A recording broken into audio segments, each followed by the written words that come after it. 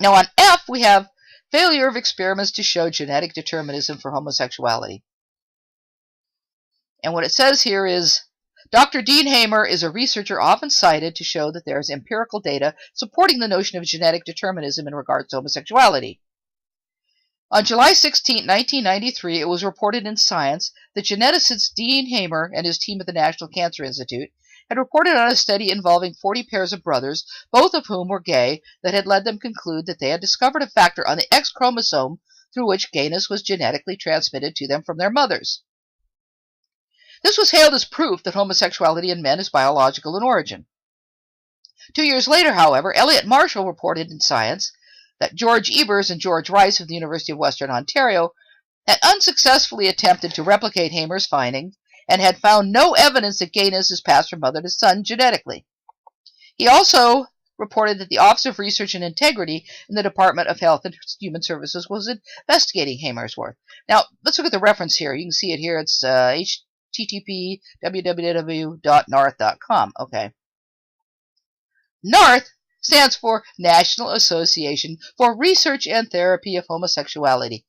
This is one of those cure the gay type organizations that practices reparative therapy. This is hardly a reputable source. Nevertheless, what it says here is, the investigations of Bieber and his associates into the boyhood experiences of male homosexuals led them to the idea that a particular childhood constellation is likely to contribute to the eventual emergence of at least one type of homosexuality in adulthood. This consisted, they concluded from their research data, of three things. The first is a mother who is experienced both as a sexually seductive and as posing a threat to them and their masculinity. The second is a father who fails to provide needed balance and protection from the mother's powerful influence because he is either withdrawn or absent, or he is overly aggressive or even hostile, and therefore dangerous in his own right. The third element is a boy who is shy, timid, and so fearful of incurring physical injury that he associates with girls rather than with rough, physically aggressive boys. The confluence of these three elements eventually leads the boy to feel that it is dangerous to be a boy and that it is much safer and much more desirable to be a girl. Well, there's a poppycock on the face of it. Homosexual males don't want to be girls, and all homosexual males aren't effeminate.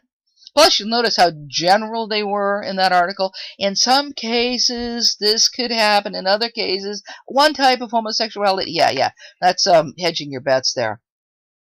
There are some homosexual males that function perfectly well in aggressive situations, such as sports. And more of them are coming out and admitting they're gay. This is just pandering to an old discarded stereotype. Discarded at least by all those, but those in the most extreme out of homosexual camp. Note also that this was published in 1996. A lot has happened since then. Later in the paper, it says on July 16, 1993, it was reported in Science that geneticist Dean Hamer and his team at the National Cancer Institute had reported on a study involving 40 pairs of brothers, both of whom were gay, that led them to conclude that they had discovered a factor on the X chromosome, which gayness was genetically transmitted to their mothers. Now, we've already looked at this. So this is where the information that Conservapedia has about Hamer's work came from. They note that Ebers and Rice were unable to replicate Hamer's finding. Now, this is from Wikipedia. In the 1990s, Hamer began studies of the roles of genes in human behavior. In 1993, he published a paper suggesting the existence of genes that influence homosexuality in males and presented evidence that one of these genes is associated with the XQ28 marker on the X chromosome. This finding was replicated in 2 studies in the United States, but not a third in Canada. Meta-analysis indicated that XQ28 has a significant but not exclusive effect. Subsequently, several additional linked regions on other chromosomes have been described. Now, you can see the links for the Wikipedia article. And whenever using Wikipedia, be sure to check the references. Note number 3. This is the Ebers and Rice paper. Male homosexuality, absence of linkage to microsatellite markers at XQ28. Now, reference number 5 is, this is Mustanski et al., a genome-wide scan of male sexual orientation. This is the reference for the Wikipedia statement Subsequently, several additional linked regions on other chromosomes have been described. The Mustanski et al. Paper is at the Journal of Human Genetics. I don't have access to that journal, but here's what it says about the paper, and there will be links below. Genetic epidemiological studies provide some evidence for a genetic component to male homosexuality. Mustanski et al. Performed the first genome-wide linkage scan for male homosexuality using 403 microsatellite markers. Now, if you go to the abstract at PubMed, and bear with me here, this may be technical, but I'll try to emphasize what's important. This is the first report of a full genome scan of sexual orientation in men. A sample of 456 individuals from 146 families with 2 or more gay brothers was genotyped with 403 microsatellite markers at 10 centimorgan intervals.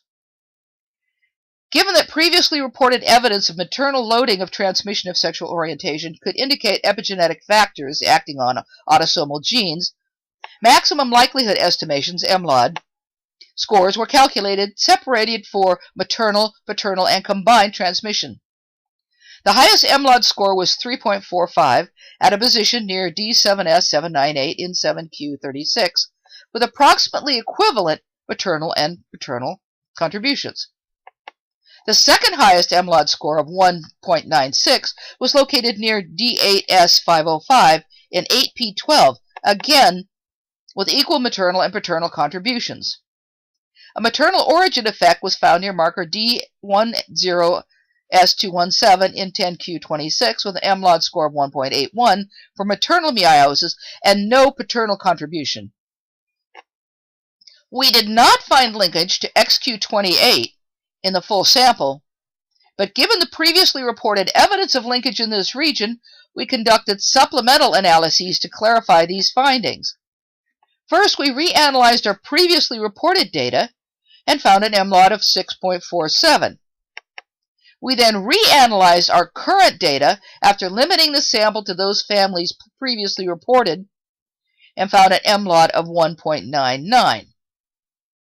These XQ28 findings are discussed in detail. The results of this first genome screen for normal variation in the behavioral trait of sexual orientations in males should encourage efforts to replicate these findings in new samples with denser linkage maps in the suggested regions. Okay, now, remember, Hamer found linkage at XQ28. When these researchers first looked at their data, they didn't find anything at XQ28. But because this had been reported previously by Hamer and others, they took a closer look and did indeed find a connection to XQ28. But from this, I think you can see where Hamer did find this linkage, but Ebers and Risch didn't. Let's go back to the accusations against Hamer. Conservapedia said, Elliot Marshall reported in Science that Ebers and Risch of the University of Western Ontario had unsuccessfully attempted to replicate. And then at the end he says, he also reported that the Office of Research Integrity in the Department of Health and Human Services was investigating Hamer's work. Well, it just so happens that I subscribe to Science. And I was able to go back in the archives and find out about this. A junior member of Hamer's team questioned his data collection methods. Because of this, an investigation was ostensibly launched by the Office of Research Integrity, or ORI.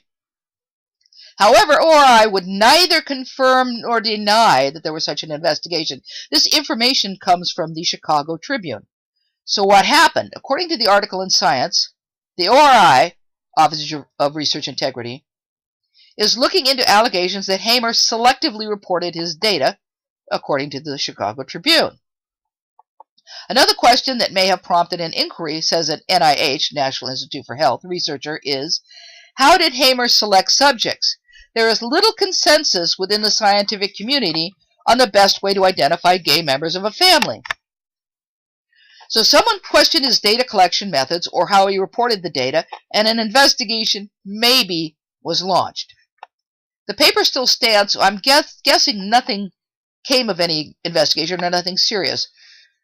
When I tried to find out more information about this, all I found was Hamer under investigation with no resolution ever stated. Conservapedia's comment on an alleged but never confirmed investigation, and no follow-up on whether the investigation was concluded or how it was concluded, is simply repellent. Now, if someone out there finds something different about this, finds that there was an investigation or it was concluded, how it was concluded, please let me know. But Conservapedia should not have put that in there without at least mentioning that there was an alleged investigation, and we don't know what came of it. Now, why did Ebers and Risch get different results? Well, one thing Hamer said in an email response to Science was that Ebers' research design is very different than our own and cannot be interpreted to either refute or confirm our findings. Ebers and Risch may have missed the X linkage, according to Hamer, because they made no effort to select families that display the maternal pattern of inheritance. I haven't read either paper, though I intend to. But remember, Hamer's paper was in 1993, the accusations of his work in 1995, the paper by Mustanski et al. In 2005, which is 10 or more years later. So I'm going to go with the new stuff. So in summary, Conservapedia says study not duplicated, but that's untrue. It was duplicated by 2 studies, but not by a third. They only mentioned the third. They also used rather antiquated sources, at least in present-day time, not including any recent research that shows genetic markers. They pick and choose whatever bolsters their preconceived notions. Third, they bring in an unfounded accusation against a researcher simply to denigrate not only his work, but work on the genetics of homosexuality in general.